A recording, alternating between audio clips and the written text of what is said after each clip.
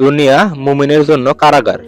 রাসূলুল্লাহ সাল্লাল্লাহু আলাইহি সাল্লাম বলেছেন, দুনিয়া মুমিনের জন্য কারাগার আর কাফিরদের জন্য জান্নাত। একই জিনিস, কিন্তু দৃষ্টিভঙ্গি বদলালেই মানে বদলে যায়।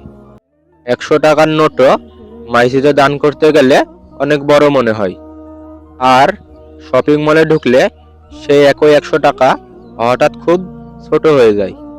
একই জায়গায় বসে 3 ঘন্টা সিনেমা দেখা, ক্লান্তি ভাব আসে না, সময় খুব ছোট মনে হয়। কিন্তু মাত্র 20 মিনিটের জুমার খুতবা মানুষের কাছে অনেক বড় মনে হয়।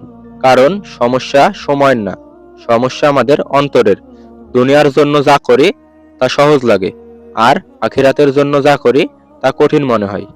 এই জন্যই রাসূলুল্লাহ সাল্লাল্লাহু আলাইহি সাল্লাম আরো বলেছেন, দুনিয়া আল্লাহর কাছে যদি একটি মশার ডানার সমান মূল্য রাখত, তবে কোনো কাফিরকে তিনি এক ফোঁটা পানিও দিতেন না।